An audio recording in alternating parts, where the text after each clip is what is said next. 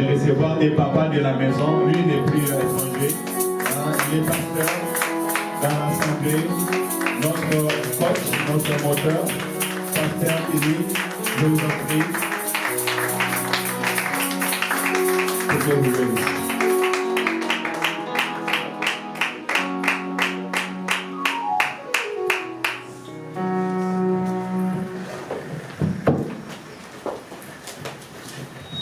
Je ne sais pas si je suis un papa de la maison, mais je reçois mes instructions à l'oreille.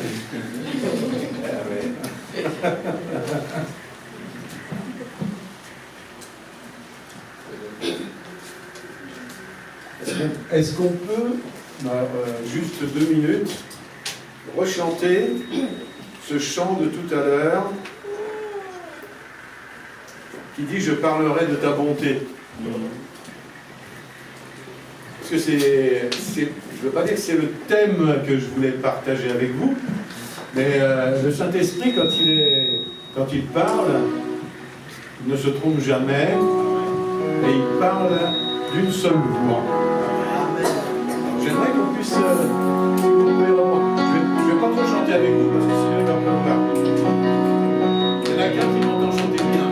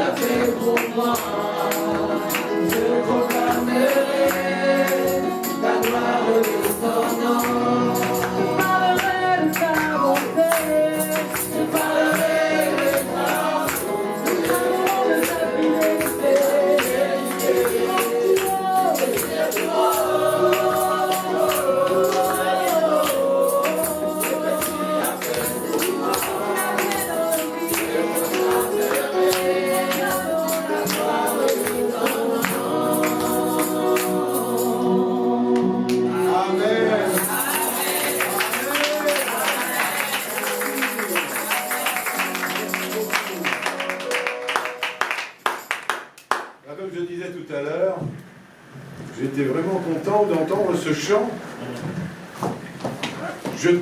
Quelque part, je témoignerai, Seigneur, de ce que tu as fait pour moi dans ma vie. Amen. Les bonnes et les mauvaises choses qui me sont arrivées. Pourquoi je dis ça? Parce que c'était le thème que j'ai donné. Et j'espère que ça vous a interrogé. Parce que vous pouvez vous asseoir, pardon. Parce que le thème, c'était « De quelle marque est ton christianisme ?» Ça peut vous interpeller, peut-être. Alors, quand je parle de quelle marque est ton christianisme, je ne veux absolument pas parler de Danone, de Yoplait, je ne parle pas de protestants, de baptistes, de pentecôtistes, de tous les istes qui existent, mais je ne parle même pas d'ACC. Ce n'est pas du tout ce dont je veux parler aujourd'hui. Je veux dire, au travers de ce titre, quelles marques de Jésus sont dans ta vie? Dans ma vie, dans notre caractère. Vous savez, Paul a dit, et là je vais vous faire travailler, j'ai pas fait de PowerPoint, mais j'ai dit le PowerPoint est dans la salle. Galates, chapitre 6, verset 17. Le premier qui trouve, ne trichez pas, parce qu'avec le téléphone, ça va vite. Et si je voyais des gens avec la Bible chercher dans la parole de Dieu, c'est un bon exercice parce que ça montre un petit peu ce qui aime bien toucher les livres. Mais on est à l'ère de l'électronique, de l'informatique, donc tout le monde a ça. Mais allez, Galates 6,19. Qui peut me lire Galates 6,19? Galates 6,19. 6,17, pardon. 6,17. Excuse-moi. Je lis au nom du Seigneur. Amen. Que personne désormais ne me fasse de la peine, car je porte sur mon corps les marques de Jésus. Amen. Amen. Je porte sur mon corps les marques de Jésus. C'est-à-dire, Paul explique qu'il porte sur lui les cicatrices de sa marque de sa marche avec Jésus. Il porte sur lui les cicatrices. Alors j'ai une question à vous poser. Quelle marque porte votre christianisme?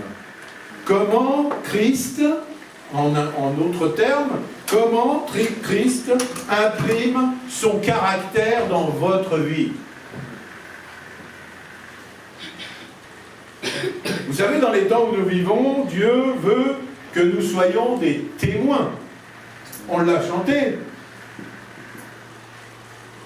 Et ces témoins, il veut les utiliser.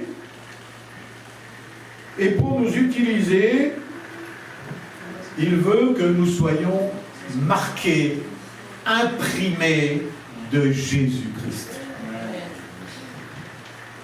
Donc les personnes que Dieu va utiliser dans ce temps particulier, parce qu'on arrive vers les temps de la fin,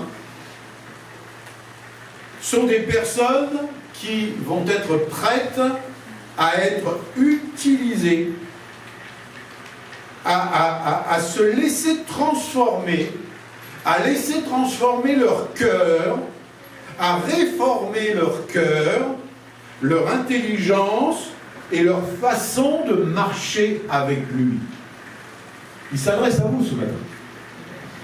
Et la première chose que je voudrais vous dire sur les personnes que Dieu va utiliser aujourd'hui au XXIe siècle, ce sont des personnes, je vais vous choquer peut-être, qui ont un piercing. Vous savez ce que c'est qu'un piercing? Enfin, le piercing du monde. Hein? Alors, je ne parle pas pour les boucles d'oreilles, hein, mesdames, hein, ne soyez pas offusqués, je ne parle pas de ça. Enfin bon, il y a même des hommes qui vont mettre des boucles d'oreilles maintenant. Mais ils se mettent des trucs dans le nez, sur la langue, un peu partout. Et bon, moi je trouve que c'est pas beau. Mais bon, ça c'est mon problème, je ne sais pas ce que vous en pensez. Ça fait un autre débat. Mais les personnes que Dieu va utiliser dans son église sont des personnes qui ont un piercing. Oh. Alors attention, n'allez pas courir tout de suite chez le type qui va faire les piercings. Aïe, aïe, aïe, aïe. Je vais m'expliquer. On va remonter un peu plus loin dans la parole de Dieu. La façon dont le peuple d'Israël reconnaît Jésus dans Zacharie. Regardez Zacharie au chapitre 12 et au verset 10. Zacharie, chapitre 12, verset 10. Je vais vous le lire. Alors je répandrai sur la maison de David et sur les habitants de Jérusalem un esprit de grâce et de supplication. Et ils tourneront les regards vers moi, celui qu'ils ont percé, et ils me reconnaîtront. Amen. Amen. Alors je fais un autre parallèle, vous allez comprendre. Comment l'apôtre Thomas, un des disciples de Jésus, a reconnu Jésus. Alors Thomas, on va l'appeler le disciple dépressif. Si, il était complètement dépressif parce que Quand il entend Jésus parler de mourir, il se lève et il dit « Allons mourir avec lui ». Et c'était fini, c'était la désolation, il n'en pouvait plus. Thomas, c'était quelqu'un qui, si vous lui aviez prêté votre téléphone, la batterie se serait déchargée tout de suite, tellement il était au fond du trou. Et comment a-t-il reconnu Jésus? Il a dit, si je peux mettre le doigt dans la marque de tes clous, ou le doigt où il a été percé, je saurai que c'est Jésus.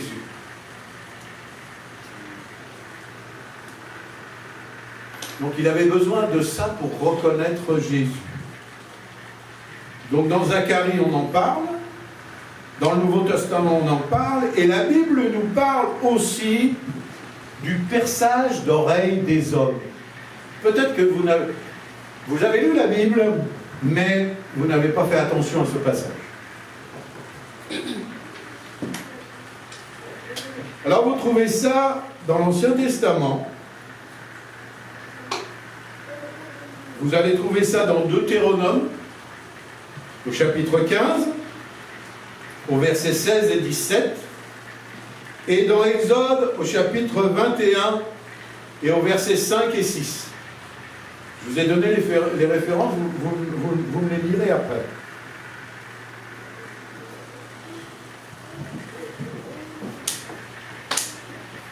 Il est dit, si ton esclave te dit, je ne veux pas sortir de chez toi, parce qu'il t'aime, toi et ta maison, et qu'il se trouve bien chez toi, alors tu prendras un poinçon, et tu lui perceras l'oreille contre la porte. Oh, ça me fait mal. Et il sera pour toujours ton esclave. Tu feras de même pour ta servante. Est-ce que c'est bien ça dans Deutéronome 15? Vous avez cherché les références? Deutéronome 15, versets 16 et 17. Je ne dis pas de bêtises hein, quand même. Hein. J'essaye de dire la parole de Dieu. Et après, il y en a un autre qui me cherche, Exode 21, 5 et 6. Alors, Deutéronome 15, versets 16 et 17. Deutéronome 15, 16, 17, nous lisons la parole du Seigneur. Amen. Je ne veux pas sortir de chez toi. C'est ça. Parce qu'il t'aime, toi et ta maison, et qu'il se trouve bien chez toi.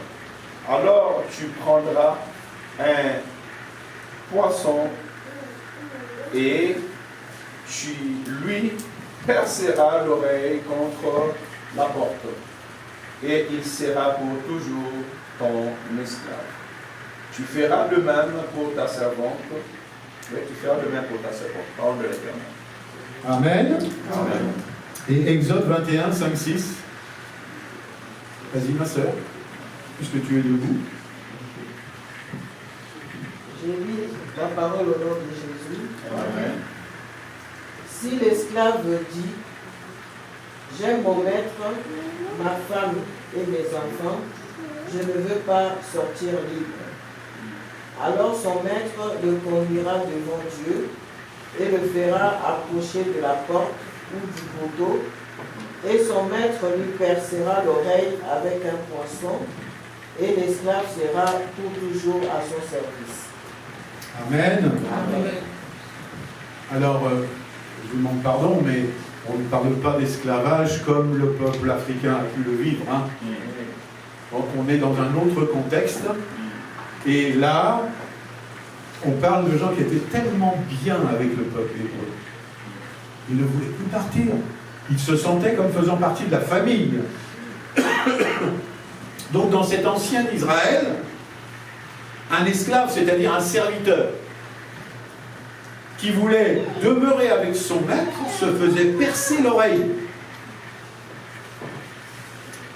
Alors, au jour d'aujourd'hui, personne ne veut devenir un serviteur avec ce style de contrat, hein, n'est-ce pas? On est bien d'accord. Hein. Et à cette époque, c'était quelque part la marque qui affirmait que le serviteur aimait son maître. Et il voulait le servir et lui appartenir jusqu'à la fin de sa vie. Alors, comprenez-moi bien, je ne veux absolument pas dire que nous devons nous mettre un piercing sur l'oreille ou dans le nez pour marquer notre chrétienté, mais le plus important, c'est d'avoir un piercing dans notre cœur. Un piercing dans notre cœur. Un piercing dans notre caractère. Dieu s'intéresse à nos caractères. Il s'intéresse plus à notre caractère et à notre cœur qu'à notre vie et à notre aspect extérieur. D'ailleurs, on le voit bien dans l'Ancien Testament, lorsque le prophète Samuel doit obéir à Dieu et choisir un autre roi que Saül. Dieu avait choisi David, mais Samuel, même s'il était prophète, ben c'était un homme. Et dans la famille de David, il a vu, il y en avait un grand baraquet costaud qui était un gradé dans l'armée de Saül. Elle a dit, oh, ça doit être lui. Non, celui qui avait été choisi, c'était le petit dernier, le moins costaud peut-être, mais qui avait un cœur pur. Il avait déjà un piercing. Donc je parle de la marque dans nos vies. Et la première marque est celle que nous avons lue dans Exode 21. J'aime mon maître, je ne veux pas sortir libre, je ne veux pas m'éloigner de lui, et je veux être pour toujours à son service. Est-ce que ça, c'est pas l'engagement qu'ont pris ceux qui se sont baptisés? C'était hier, hein? Est-ce que ce n'est pas ça, la première chose qu'on va dire à notre Dieu, une fois qu'on a confessé ses péchés, on va dire, moi je veux te servir. Je veux être à ton service. Aujourd'hui, le Seigneur a besoin d'hommes et de femmes, de jeunes, qui décident de venir à Dieu et de se faire percer, de se faire reconnaître. Quelle que soit la marque de ce que tu vas faire dans ma vie, je vais continuer avec toi. Voilà l'engagement que tu dois avoir. Quelle que soit la chose que tu vas faire, je continue et je te dis oui. Oui, Seigneur, utilise-moi. Paul a dit, dans Galates au chapitre 6 et au verset 17, les cicatrices que je porte sur mon corps prouvent que j'appartiens à Jésus. Mes cicatrices prouvent que j'appartiens à Jésus. C'est pour ça que j'aimais bien cette chanson. Je témoignerai de tout ce qui a été fait dans ma vie, même de ce qui a été fait dans ma vie avant que je te rencontre. Parce que quand je t'ai rencontré, tu l'as transformé, ma vie. Amen. Donc je vais te parler de ce que j'ai vécu. Voilà les serviteurs que Dieu veut aujourd'hui. Je voudrais vous poser une question. Quelle cicatrice portez-vous? Réfléchissez à ça. Je ne vais pas vous demander les réponses, hein. Mais quelle cicatrice portez-vous? Quelle marque avez-vous qui peut être la preuve que vous appartenez à Jésus?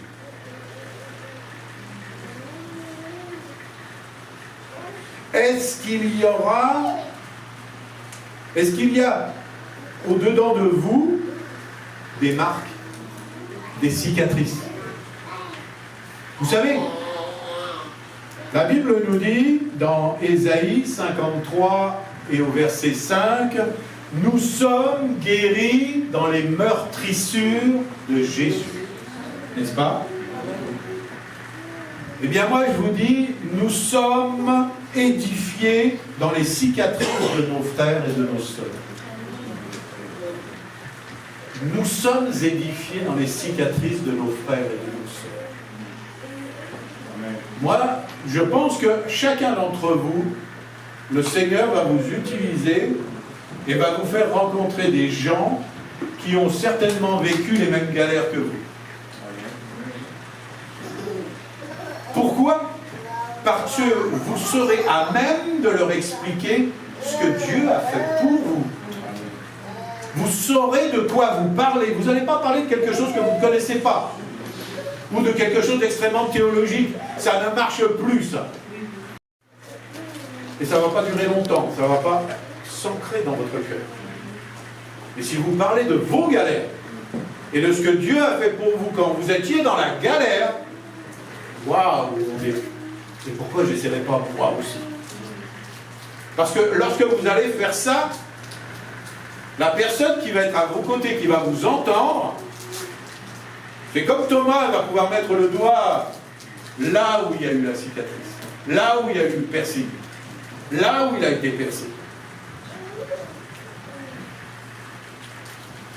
Nous sommes dans une génération de gens découragés, déprimés, qui ont perdu le goût à la vie. Et les gens attendent de voir d'autres personnes qui ont traversé les mêmes épreuves qu'eux,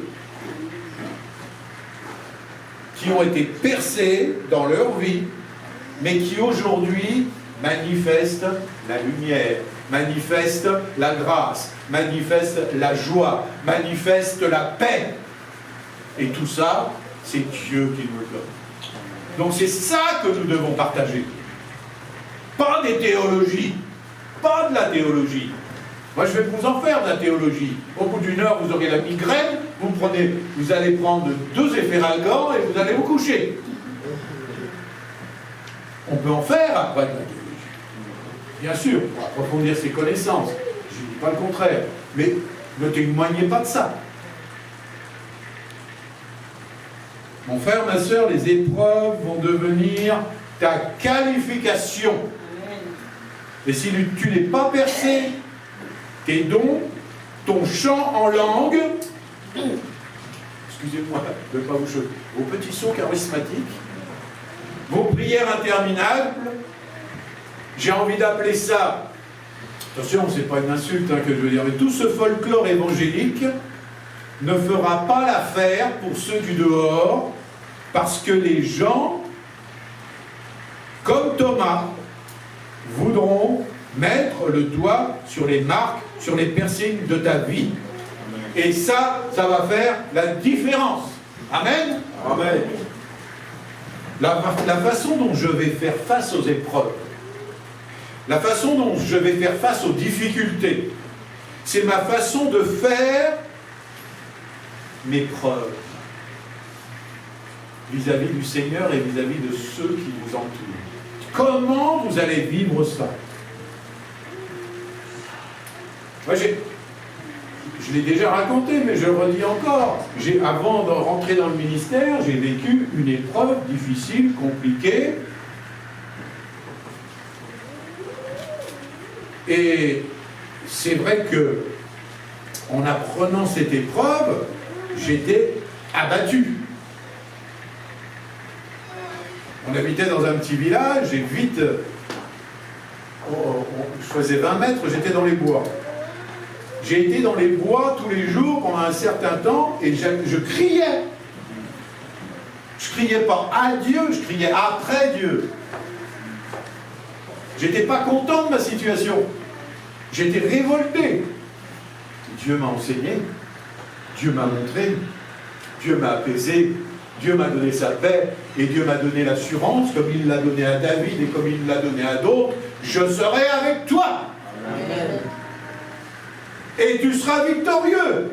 Amen. Et devinez quoi? J'ai été victorieux. Ça, c'est la différence.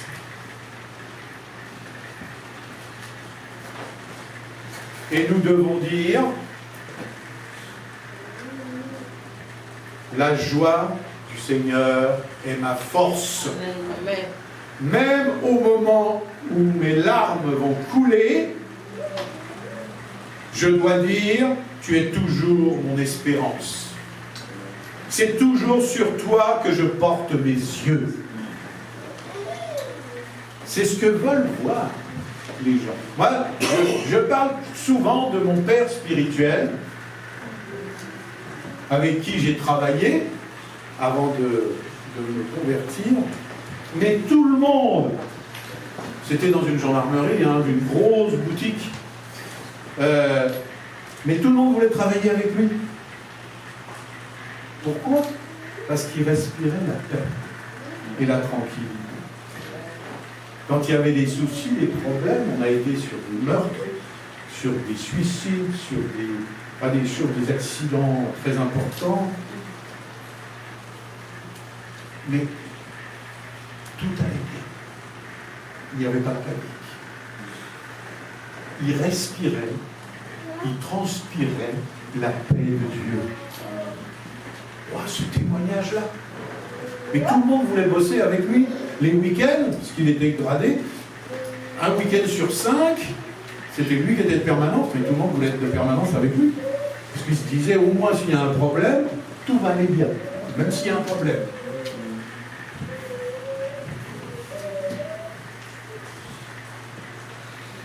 Dans l'épreuve, c'est pas ton humilité, c'est pas parce que tu te penses minable, c'est pas le fait que tu te rabaisses qui est important.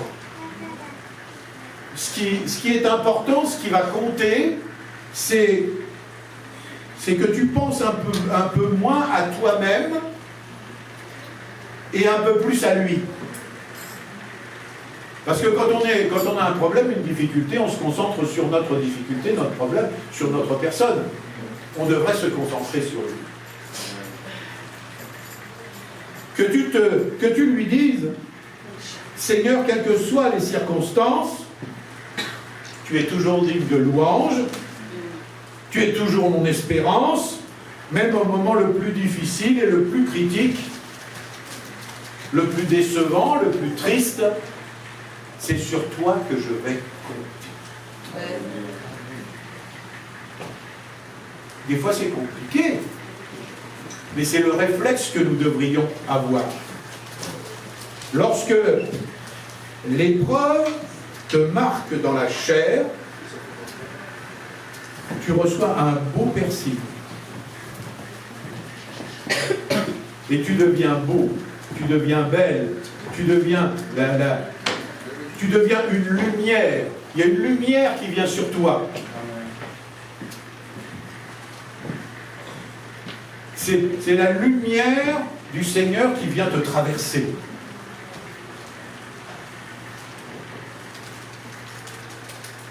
Et c'est bon d'avoir cette lumière. Ah, moi, je vais vous dire une chose, hein. Il y en a une qui a cette lumière, elle est là. Parce qu'on l'interpelle dans la rue des fois. La plus belle femme du monde. Amen.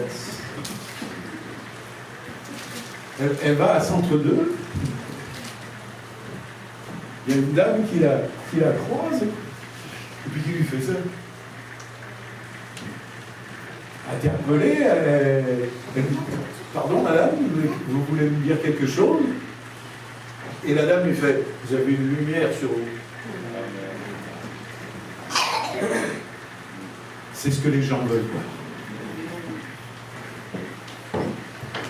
Dans ces moments-là où il y a des difficultés, où tu vas peut-être être meurtri, tu commences à offrir au Seigneur ton amour, ton espérance, ta foi. Et tu continues à confesser ce qu'il est pour toi. Ça, c'est le plus important. C'est des pistes que je vous donne. Quand vous allez vivre ou quand vous vous vivez des épreuves. Si vous vivez des épreuves, faites ça. Bien sûr, tu peux pleurer de douleur. Mais ce ne sont pas tes pleurs qui vont faire la différence. C'est la persévérance avec lui qui va attirer les regards. Les gens vont dire, waouh, malgré les problèmes qu'il a, les soucis qu'il a, parce que les gens, qu'est-ce qu'ils disent la plupart du temps? Comme c'est dit dans un chant et dans la parole de Dieu, où est ton Dieu? Tu es en train de vivre une galère, où est ton Dieu?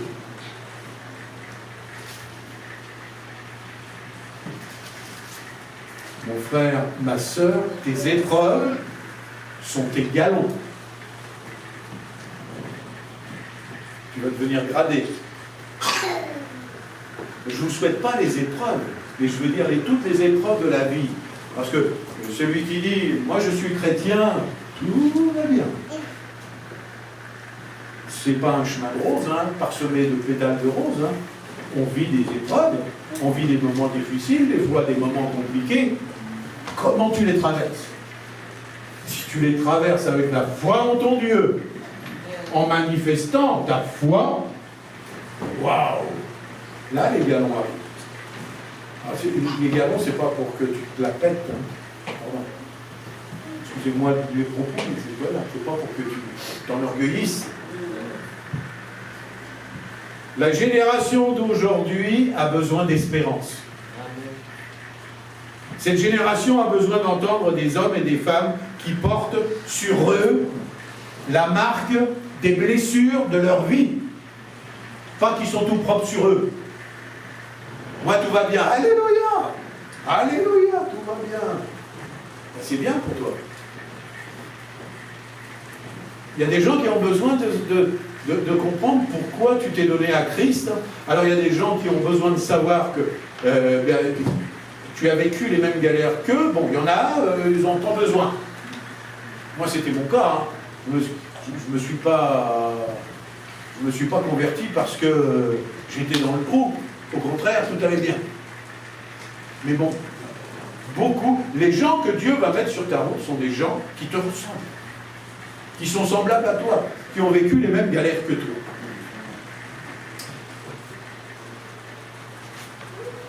Donc les blessures de la vraie vie.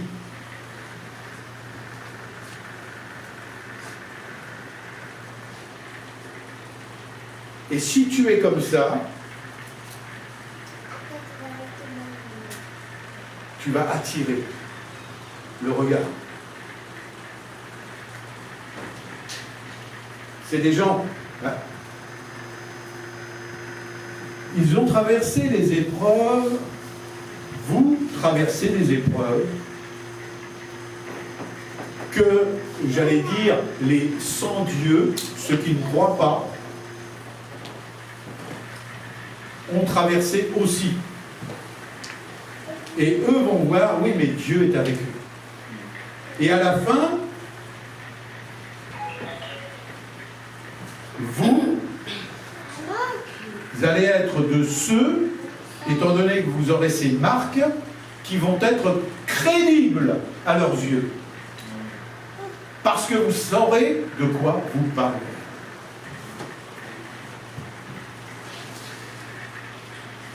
Le monde ne veut pas entendre des Alléluia, Jésus enlève tous les problèmes. Nous, on le sait. Il a la puissance, la capacité d'enlever tous les problèmes. Mais les gens ne veulent pas entendre parler de ça. Ils ont déjà entendu parler de la lessive qui lave plus blanc que blanc. Hein, comme disait Coluche, blanc on connaît, plus blanc, je ne sais pas, c'est transparent peut-être. Plus blanc que blanc. Donc ils ne veulent pas entendre parler de ça. Ce sont de belles histoires.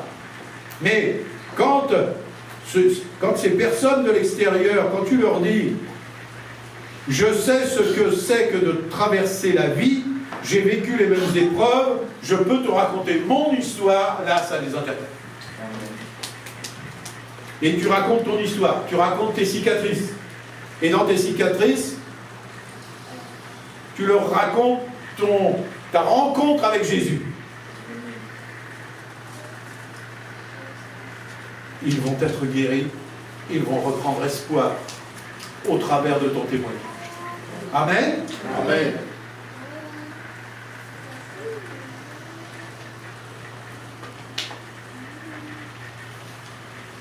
Si tu racontes tes blessures avec des cicatrices guéries, non pas en pleurant, non pas en te plaignant, non pas comme Thomas qui dit « allons mourir avec lui », si tu fais autrement, tu vas donner de l'espoir, de l'assurance à celui qui souffre. Dans Luc, au chapitre 22, Luc 22, au versets 31 et 32, Jésus va dire à Simon, «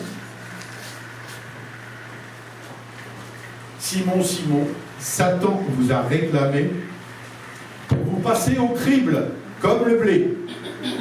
Mais j'ai prié pour toi afin que ta foi ne défaille pas, et toi, quand tu seras revenu à moi, affermis tes frères. » Et cette parole, elle n'est pas que pour Simon, hein. Elle est pour chacun de nous. Amen. Le piercing que tu portes et qui vient des épreuves, des souffrances que tu as pu traverser, est le signe qui va te permettre d'affermir tes frères, tes sœurs. Et c'est aussi un acte d'authenticité de ce que peut faire notre Dieu pour tous ceux qui vont placer leur foi en lui. Amen. Et placer leur foi en l'œuvre de la croix.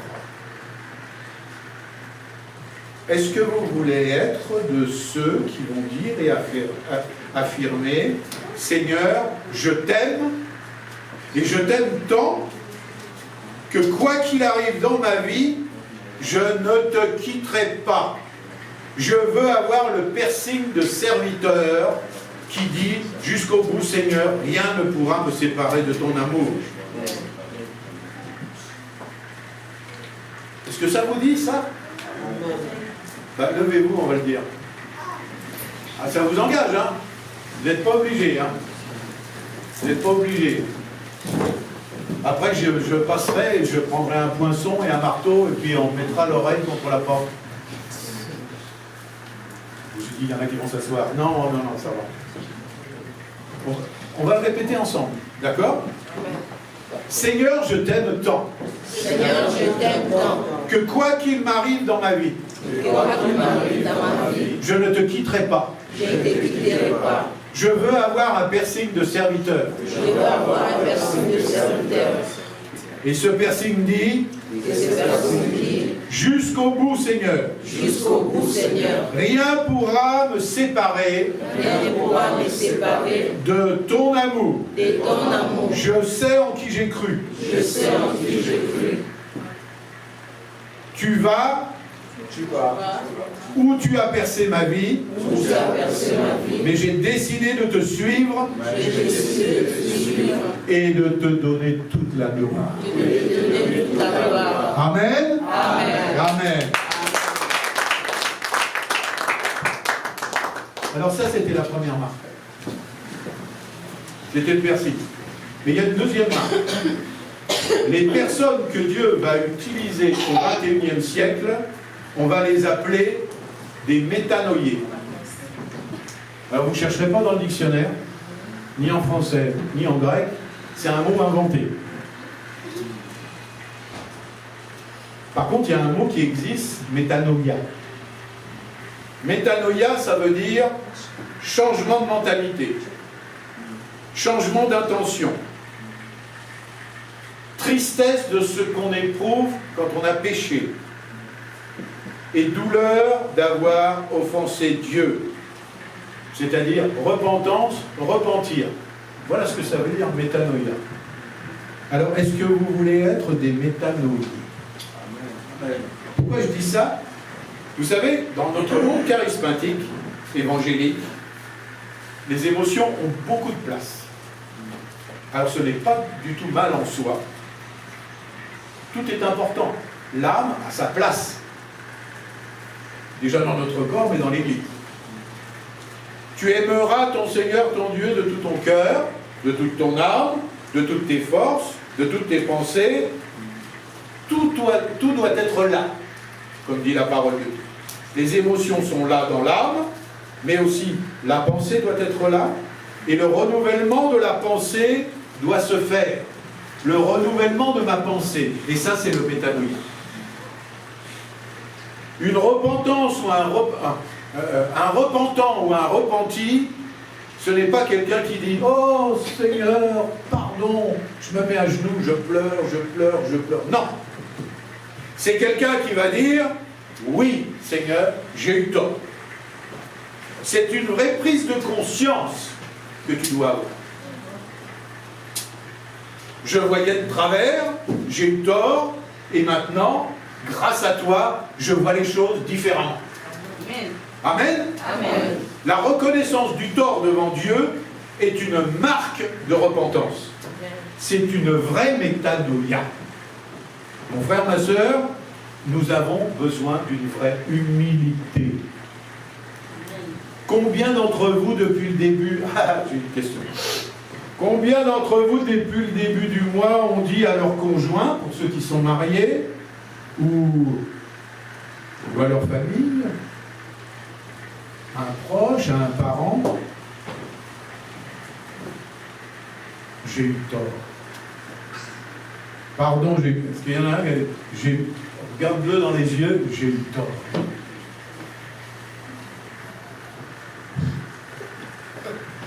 Si tu n'as pas dit à quelqu'un, j'ai eu tort, depuis le début de l'année, on va arriver au mois de septembre, hein, ça fait 8 mois, on a tiré le gros lot, on a tiré le saint par excellence. Alors levez-vous, celui qui n'a jamais dit « j'ai eu tort ».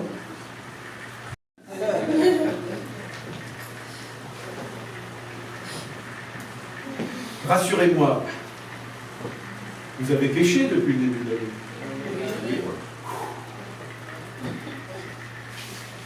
J'ai cru que j'étais le seul.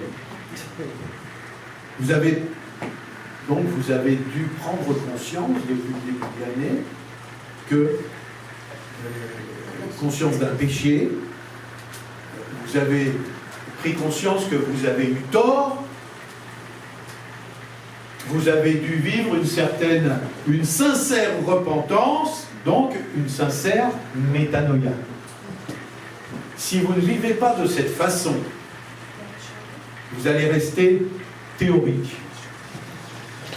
Nous sommes pécheurs, c'est l'image de l'homme par nature. Quand Jean-Baptiste parle du péché et de repentance, il nous montre une image dans Luc, au chapitre 3 et au verset 4. Préparez le chemin du Seigneur. Rendez droit les sentiers. Toute vallée sera comblée. Toute montagne et toute colline seront abaissées. Les passages tortueux deviendront droits et les chemins raboteux seront nivelés. Je suis sûr que vous n'avez jamais étudié ce passage. On le lit. Si je vous pose la question, ça veut dire quoi? Qu'il voulait que tout le monde fasse de la topographie? On parle de chemin, de vallée, de montagne. Ah, on va aller faire une balade en montagne? Pas du tout. Vous savez, le monde chrétien est bizarre. La Bible donne une image et on se contente de l'image. Alors moi, j'aime bien gratter la parole de Dieu. J'en dirais, oh, oui, mais toi t'es enseignant. J'aime bien gratter. Ça veut dire quoi, ces montagnes et ces vallées? Vous savez, les montagnes dans nos vies, c'est tout ce qui s'élève. Ça veut dire l'orgueil, ça veut dire la colère, ça veut dire la haine, ça veut dire la rébellion, ça veut dire la contestation, la jalousie, ça veut dire la soif de pouvoir. Ça, c'est les montagnes qui s'élèvent au-dedans de toi. C'est une montagne. C'est de ça qu'il parle Jean-Baptiste. Et toute chair verra la gloire de Dieu quand ces montagnes seront à plat. quand ton orgueil sera abattu, quand ta haine sera abattue, quand ta rébellion sera abattue. Les vallées, c'est quoi? C'est ce qui fait que tu es tellement au fond, au profond, au fond du trou, au fond de tes problèmes, au fond du puits. Et du fond de l'abîme, le Seigneur crie vers toi et il te dit, ne reste pas en bas. Relevez les vallées du désespoir, les vallées du pessimisme, les vallées de la pitié de soi. Un cher évangéliste que je connais dirait la pitié aiguë. Les vallées de la mélancolie, les vallées de la timidité.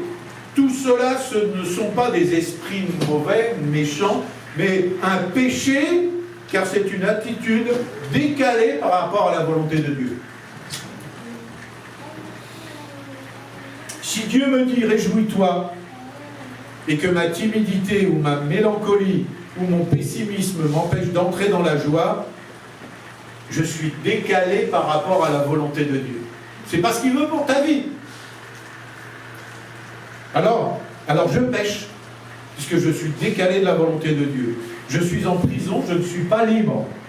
Je n'ai pas atteint le but. J'ai raté le but. Lorsque je crie vers Dieu, je lui demande son secours. Je prends conscience de mon état, je lui demande pardon et je change d'attitude. Amen. Amen. Et les passages tortueux, c'est quoi? Les passages tortueux, ce sont les mensonges, les fraudes, les vols, les dîmes qui ne sont pas données, les fraudes fiscales, les petites tricheries dans nos vies, le travail non déclaré, etc. Je ne parle pas pour vous, bien sûr, hein. Je parle aux chaises qui sont vides.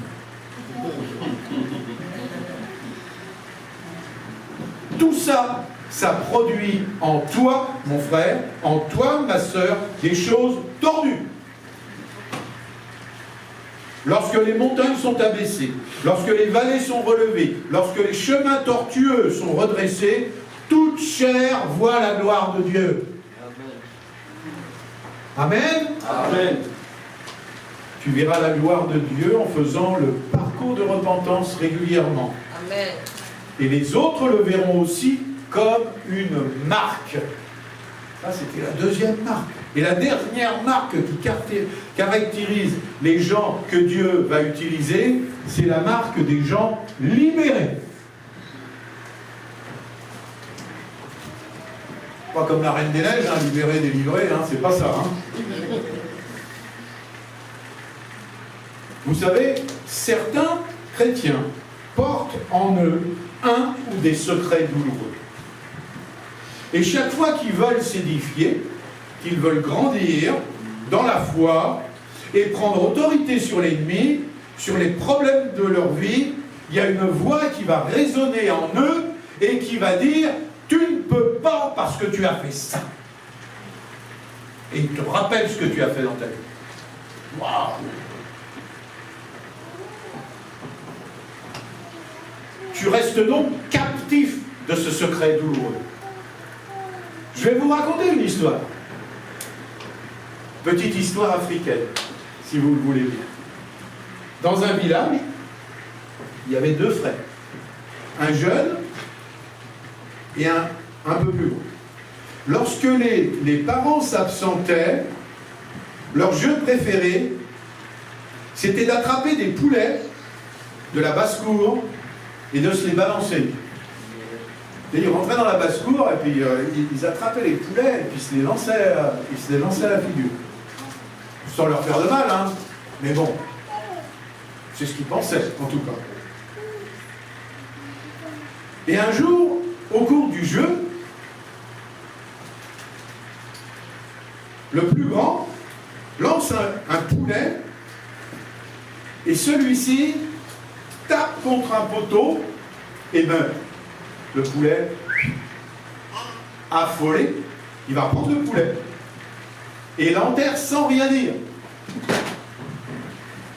Et son frère, qui est témoin, décide de garder le silence. On ne dira rien aux parents quand ils vont rentrer.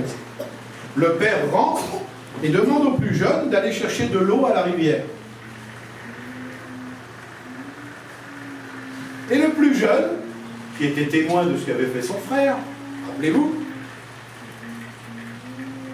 va voir son frère et lui dit d'aller à sa place chercher de l'eau. Donc c'est au plus vieux qu'on demande, au plus jeune qu'on demande de faire la corvée, mais lui il va voir son frère et lui dit non, non, tu vas chercher de l'eau à ma place. Et le grand frère proteste. Il dit non, mais ça va pas. Mais le jeune dit remember the chicken. Remember the chicken. Rappelle-toi du poulet. Donc il va y aller. Ensuite, le père demande encore une fois, à un autre moment, au jeune, et puis en plus, parce qu'il a vu que c'était l'aîné qui avait été chercher l'eau, il lui dit, va chercher du bois. Qu'est-ce que fait le jeune? Il va voir son frère. Il va voir son frère et lui dit, va chercher le bois à ma place. Donc il commence à faire la tête, mais il lui dit, remember the sheep. Remember the chicken. Rappelle-toi du poulet. Et ça, cette situation, elle va durer des semaines, peut-être des mois. Et à un moment donné, le frère aîné n'en peut plus de faire toutes les corvées à lui tout seul et de se faire mener par le bout du nez par son petit frère. Il n'en peut plus. Et il va voir son père. Et il va voir son père et il lui avoue ce qu'il a fait. En jouant, j'ai tué un poulet. Et le père le regarde et lui dit, c'est pas grave. Ce n'est qu'un poulet. Et le garçon, il dit, quoi? Ça fait des semaines que je subis que le petit me prend tout mon temps, m'oblige à tout à cause de ce secret caché et il m'a pourri la vie. Voilà ce que c'est que de garder un secret. Peut-être ce matin, certains d'entre vous vivent ça.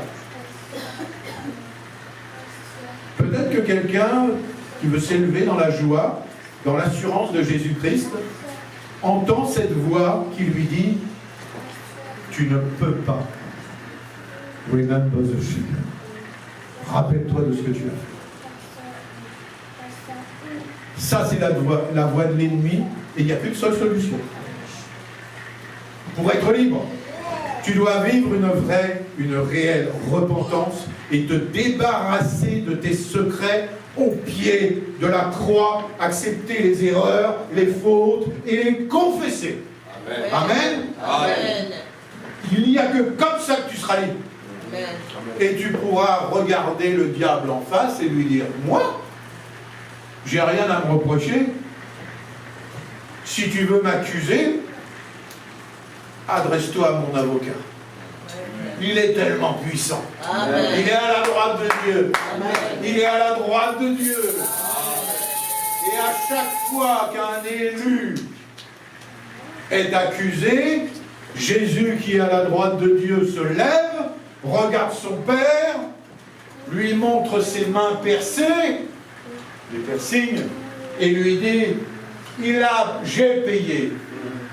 Il est acquitté. Amen. Amen. Amen. Alors je termine en vous encourageant à devenir de ceux qui veulent être utilisés par Dieu dans ce siècle. Amen. Soyez reconnaissants et acceptez le piercing de Dieu. Amen. En lui disant, coûte que coûte, Seigneur, je veux te servir et te glorifier dans la joie et dans la peine. Amen. Dans la joie, c'est facile, dans la peine, c'est plus dur. Mais persévérez. Changez vos mentalités. Vivez conformément à ce que Dieu veut pour chacun. Et faites régulièrement un examen à la lumière du Seigneur dans une réelle repentance. Débarrassez-vous du poids d'un secret, d'une faute cachée, et devenez libre en Jésus-Christ. Amen. Amen. Amen. Et amen.